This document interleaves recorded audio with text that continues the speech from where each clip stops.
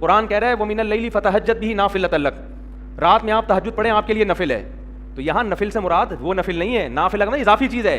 اسی آیت سے علماء نے استدلال کیا ہے کہ تہجد نبی پہ فرض ہے، حالانکہ قرآن کیا کہہ رہا ہے؟ نفل ہے. تو یہاں نفل وہ والا نفل نہیں ہے جس کو ہم نفل کہتے ہیں. تو بہت ساری ٹرمز ایسی ہیں جو بعد میں فقہا نے ایجاد کی ہیں اور ان کو اہل حدیث بھی مانتے ہیں، سارے مانتے ہیں ان ٹرمز کو، اس لیے کہ ان ٹرمز کی وجہ سے ایک عبادت کو دوسری عبادت سے فرق کرنا کیا ہو گیا ہے؟ آسان ہو گیا. تو خوب سمجھ لو، جب اسلاف نے دیکھا کہ یہ وہ نماز ہے جو صرف رمضان میں پڑھی جاتی ہے، ایک امام کے پیچھے پڑھی جاتی ہے، اس کی مخصوص رکعتیں ہیں، ان تعداد میں پڑھی جاتی ہے، چاند نظر آتے ہی یہ نماز پورے سال کے لیے غائب ہو جاتی ہے، تو اس لیے اسلاف نے اس کو نام کیا دے دیا؟ تراویح کا. تو یہ نہ میں نے دیا، نہ علماء دیوبند نے دیا، نہ احمد رضا خان بریلوی صاحب نے دیا، نہ کسی اور نے دیا، نہیں الیاس قادری صاحب نے دیا، نہ کسی اور نے. یہ کس نے نام دیا ہے؟ اسلاف نے. اور آج سے نہیں، صدیوں پہلے. تبھی بہقی کی روایت میں نے اپنی اس آڈیو بیان میں نا پورے حوالے پیش کیے ہیں، اس میں نے وہ روایت بھی پڑھی ہے کہ اسلاف نے اس کو نام دیا تھا تراویح کا. اب آخری بات کر کے بس میں موضوع کی طرف آتا ہوں. تراویح کا نام دیا اس کو. اگر یہ 8 رکعتیں یا 12 ہوتی نا تو اسلاف اس کو تراویح کی نماز کہتے ہی نہیں. کیوں؟ بہقی کی روایت ہے. آپ کہہ سکتے ہیں نا حوالے پیش کرو، تو میرا آڈیو بیان پورا سن لیں، وہ شیئر کریں زیادہ سے زیادہ، کیونکہ میں نے وہ 6-7 سال پہلے بیان کیا تھا تو اس لیے آڈیو تھا، اس وقت ویڈیو کی ہمارے پاس سہولت بھی نہیں تھی اور لوگ مانوس بھی نہیں تھے ویڈیو سے. تو پورے حوالے ہیں اس میں. تو اس میں اسلاف نے اس نماز کو کیا نام دیا؟ تراویح. کیوں؟ اس کی وجہ بھی لکھی ہوئی ہے. اس لیے کہ وہ ہر 4 رکعت کے بعد تھوڑی دیر آرام کرتے تھے، تھوڑی دیر وقفہ لیتے تھے، پھر 4 پڑھتے تھے.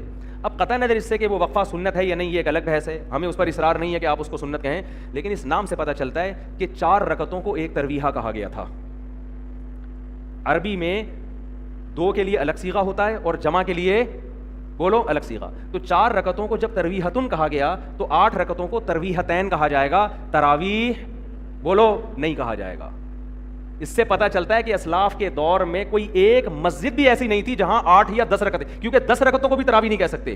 کوئی ایک مسجد بھی روئے زمین پہ ایسی نہیں تھی، ورنہ وہ اس کو یہ نام نہ دیتے. تو تراویح یہ جمع اقصا ہے. جمع اقصا کا مطلب اس میں 4 رکعتیں متعدد بار آئی ہیں، تبھی اس کو تراویح کہہ رہے ہیں. دیکھو، مسجد ایک مسجد، مسجدین 2 مسجد، مساجد بہت ساری مسجدیں. اب سمجھیں مساجد. تو اسی طرح ترویحہ 4 رکعتیں، ترویحتین 4 2 دفعہ 8 ہو گئیں. تراویح کا مطلب 4 کا عدد متعدد بار آ رہا ہے. تو یہ لفظ جو اسلاف نے دیا، میں نے اور آپ نے نہیں دیا، یہ نام بتا رہا ہے کہ اس دور میں 8 رکعتوں یا 10 رکعتوں کا کوئی تصور نہیں تھا، ورنہ یہ نام اس میں فٹ ہی نہیں آتا. تو اب جو مرضی کرتے رہے، سعودی حکومت کرتی رہے یا آج کل جو بھی فتویٰ دیتا رہے، ان کی اپنی تحقیق ہے، ہم کسی پہ الزامات نہیں لگا رہے، لیکن ہم نے وہ فالو کرنا ہے جو وہ اسلام جو 1200-1300 سال پہلے بر صغیر میں آیا، وہ اسلام جو امام شافعی کے دور میں مکہ اور مدینہ میں تھا. سمجھ رہے ہیں؟ وہ اسلام جو حضرت عمر کے دور میں مصر میں آیا، اس میں 3 طلاقیں 3 تھیں، اس میں تراویح کی کتنی رکعتیں تھیں؟ 20 تھیں.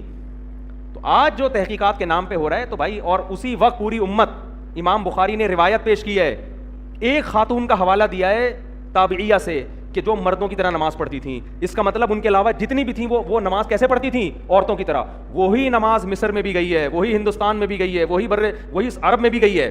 اسی وجہ سے عرب نے فالو کیا امام احمد بن حنبل کو. امام احمد ان کے شاگردوں کا فتویٰ، عورت سمٹ کے نماز پڑھے. امام شافعی کو فالو کیا ملیشیا انڈونیشیا نے. ملیشیا انڈونیشیا والے، ان کا جتنے قدیم علماء ہیں، آج کا ملیشیا نہیں، آج کا انڈونیشیا نہیں، صدیوں سے جو ملیشیا میں اسلام آ رہا ہے، اور فقہ شافعی کی کتابوں میں جو لکھا ہوا ہے، عورت مردوں کی طرح نہیں بلکہ سمٹ کے نماز پڑھے گی. عرب میں بھی سمٹ کے نماز پڑھا کرتی تھی، آج سے 100 سال پہلے کا سعودیہ اٹھا کے دیکھ لو. مصر میں بھی جہاں شافعی فقہ زیادہ رائج ہوا، سمٹ کے نماز پڑھتی تھی. مالکی مذہب جو افریقہ کی طرف گیا ہے، امام مالک کا بھی فتویٰ ہے عورت کیسے نماز پڑھے گی؟ سمٹ کے. اور فقہ حنفی جہاں اسلام دوسری صدی ہجری میں بر صغیر میں آیا، وہاں بھی ساری آپ 100-150 سال پہلے، یہاں تک کہ اہل حدیث بھی دیکھ لو گے نا 150 سال پہلے، ان کے فتووں میں بھی لکھا ہوا ہے کہ عورت سمٹ کے نماز پڑھے گی. اب اگر پوری دنیا میں وہ نماز چینج ہو گئی ہے بھائی، اب اگر تو بے شک آپ اس پہ قرآن و حدیث کا کتنا اچھا لیول لگا لو، ہم اس چینج شدہ نماز کو قبول کرنے کے لیے تیار نہیں ہے، کیونکہ اب بہت کچھ چینج ہو رہا ہے. دجال آنے سے پہلے پتہ نہیں کیا کیا چینج ہو جائے گا. اب تو فتوے آئیں گے، اب تو، اور کچھ دنوں میں آپ دیکھنا میری پیش گوئی ہے، چند سالوں میں شاید میرے مرنے کے بعد تراویح کی نماز ہی غائب کر دی جائے گی. وجہ اس کی ہے کہ غامدی صاحب بڑی مضبوط دلیل دیتے ہیں اپنے حساب سے کہ نبی نے 3 دن پڑھ کے جو نماز چھوڑ دی ہے، آپ اس کو پڑھ کیوں رہے ہو؟ آئی بات سمجھ میں؟ جو نماز نبی نے 3 دن پڑھ کے چھوڑ دی، آپ اس کو پڑھ کیوں رہے ہو؟ تو ہم کیوں پڑھ رہے ہیں بھائی؟ حضرت عمر نے پڑھائی ہے وہ، تو حضرت عمر بدعتی بولو نہیں ہو سکتے.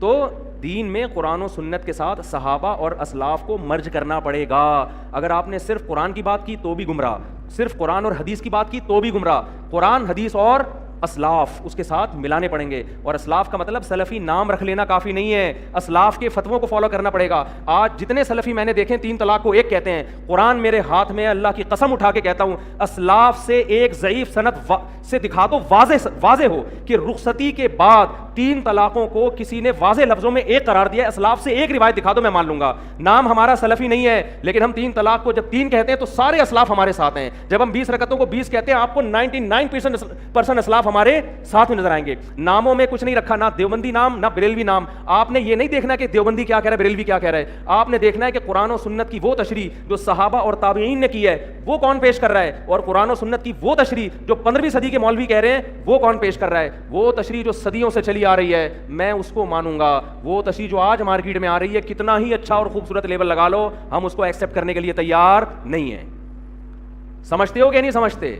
تو سمجھ جاؤ, ورنہ ایسے بے لگام ہوگے نا, ایسے بے لگام کہ فرقے بنتے چلے جائیں گے. اس سے فرقہ واریت ختم نہیں ہوگی. آج ایک نیا فتویٰ آئے گا, کل اس سے بڑھ کر ایک نیا فتویٰ آئے گا, پرسوں پھر اور مارکیٹ میں, کیونکہ ایسا پھر بے لگام, اپنے آپ کو پابند. تبھی نبی صلی اللہ علیہ وسلم نے فرمایا 73 میں جو جنتی ہوگا ما انا علیہ و اصحابی, جو میرے اور کس کے طریقے کو فالو کرے گا, صحابہ. اور صحابہ کو سمجھا تابعین نے, تابعین کو سمجھا ائمہ نے. بعض دفعہ کہتے ہیں لوگ کہ یہ صحابہ کا نہیں ہے, سارے اسلاف کہہ رہے ہیں صحابہ کا یہی ہے, تابعین کا یہی ہے, تبع تابعین کا یہی ہے. آپ اپنی طرف سے ایک چیز مارکیٹ میں لے کر آ رہے ہو کہ یہ امت بانج نہیں ہے کہ آج اسلام آ رہا ہے. امت صدیوں سے, ہاں اس میں بدعتیں آتی رہیں اور مارکیٹ سے شارٹ ہوتی رہیں. بدعت ایک ایسی چیز ہے جو کبھی امت میں پنپ نہیں پائی ہے. ایسی کوئی بدعت نہیں ہے جو 1400 سال سے چلی آ رہی ہو. ایسی ہزاروں سنتیں جو 1400 سال سے چلی آ رہی تھیں اور آج اس کو کیا کیا جا رہا ہے, چینج. بدعت کبھی ٹکتی نہیں ہے. آپ بدعتیوں کو دیکھو, ان کے بھی رسم و رواج چینج ہوتے ہیں. حضرت مفتی تقی عثمانی صاحب کا بڑا شاندار بیان ہوا تھا اس پر کہ بدعت اور سنت میں بڑا فرق کیا ہے, کہ بدعت پر امت کبھی صدیوں سے قائم نہیں رہی ہے. کوئی ایک بدعت نہیں آپ دکھا سکتے. بدعتی تو ہر دور میں رہے ہیں, لیکن ان کی بدعت ہر دور میں نہیں رہی, بلکہ ان کی بدعت کے ڈیزائن کیا ہوتے ہیں, چینج. پچھلے سال ربیع الاول منانے کا اسٹائل کچھ اور تھا, اگلے سال اسٹائل تھوڑا سا کیا ہوگا, چینج ہوگا. پچھلے سال محرم کا اسٹائل تھوڑا سا چینج تھا, اگلے سال اور چینج, اگلے سال اور چینج. کچھ نئی آ جائیں گی, پرانی والی غائب ہو جائیں گی. ایسا کوئی نہیں ہو سکتا کہ 1400 سال سے ایک جیسی بدعت چلتی چلی آ رہی ہو. اللہ نے اس امت کو محفوظ کیا ہے کہ یہ امت گمراہی پہ کبھی جمع نہیں ہوگی. تو میں آپ کو علماء کی گستاخیوں کا نہیں کہہ رہا کہ آپ جا کے کوئی 8 رکعت کا فتویٰ دے رہے ہیں تو آپ ان کی بے ادبی کریں. امت میں پہلے بڑے پھڈے ہو رہے ہیں. میں تو صرف آپ کو اسلاف سے جوڑ رہا ہوں کہ جو اس وقت ائمہ اربعہ سے جڑ کے رہ جائے گا نا, ان 4 فقہا سے, ان سے خروج نہ کرو. جو اس وقت ان سے جڑ جائے گا اپنا اور اپنی اولادوں کا دین بچا لے گا. ایک اہل حدیث میرے پاس آئے وزیرستان میں, میری بڑی اچھی دوستی اب بھی ہے. مجھے کہنے لگے یار میں تو قرآن و سنت کو فالو کرتا ہوں. میں نے کہا میرے بھائی آپ جو قرآن و سنت کو ٹھیک ہے فالو تو سب نہیں کرنا ہے, لیکن اس کو لگام دو. آپ کا قول 4 ائمہ سے خارج نہیں ہونا چاہیے. میں نے کہا اس کا نتیجہ پتہ ہے کیا نکلے گا, جس طرز پہ آپ چل رہے ہو, آپ کے جب بچے پیدا ہوں گے نا وہ آپ سے ایک اسٹیپ آگے ہوں گے. وہ ایسی تشریح مارکیٹ میں لائیں گے, آپ کچھ ایسی تشریح لا رہے ہیں جو آپ کے باپ دادا نے نہیں سنی ہوگی, بلکہ آپ کے باپ دادا میں جو اہل حدیث ہیں انہوں نے بھی نہیں سنی ہوگی. ٹھیک ہے نا, کچھ ایسی. اگلی نسل اس سے تھوڑی سی 2 اسٹیپ آگے, اور اس سے اگلی والی کا کوئی پتہ نہیں ہے وہ کس جنگل میں جائے, کہاں جائے وہ. تو اس لیے میں نے کہا میں آپ کو جہنمی نہیں کہتا, نہ میں آپ کو کہتا ہوں کہ آپ اسلام سے خارج ہیں. آج ایک شخص آئے کہنے لگے میری بیٹی کے لیے اہل حدیث کا رشتہ آیا ہے. میں نے کہا کر دو بھائی, اہل حدیث مسلمان تو ہے بہرحال, لیکن یہ طرز جس پر ہمارے اہل حدیث بھائی چل رہے ہیں نا, اجتہاد کا جو ہر آدمی کو اتھارٹی دے دی ہے, اس سے امت میں خیر برآمد ہونے والی نہیں ہے. اس سے امت بالآخر آہستہ آہستہ آہستہ آہستہ بے لگام ہوتے ہوتے ٹکڑوں میں بٹتی چلی جائے گی. تو اس لیے کچھ اس کو باؤنڈ کرنے کی ضرورت ہے کہ قرآن و حدیث کی ایسی تشریح. جی ہاں بالکل, لا ہی نہیں ہوگا ایسے ہی جو اٹھائے قرآن حدیث, جیسے آپ کر رہے ہیں نا. ایک مشہور صاحب ہیں, لوگ کتنے بیوقوف بن رہے ہیں, ہمیں پتہ ہے کہ بیوقوف بنا رہے ہیں, حوالے غلط پیش کر رہے ہو, آپ ترجمے غلط کر رہے ہو, لیکن لوگوں کی واہ واہ دیکھو یار, آپ بیٹھ کے واہ واہ دیکھو, ترجمے غلط. ایک حدیث کا مطلب جب آپ کے اگینسٹ جاتی ہے تو اس کا مطلب کچھ اور بیان کیا جاتا ہے, جب آپ کے حق میں جاتی ہے تو اس کا مطلب کچھ اور بیان کیا. ایک حدیث میں ایک لفظ آیا ہے, جب حضرت معاویہ کے اگینسٹ جا رہی ہے اس کا ترجمہ کچھ اور کیا جا رہا ہے, جب وہ اہل بیت کے اگینسٹ جا رہی ہے تو اس کا ترجمہ کچھ اور کیا جا رہا ہے. یہ دھاندلیاں آج کے مجتہدین کر رہے ہیں.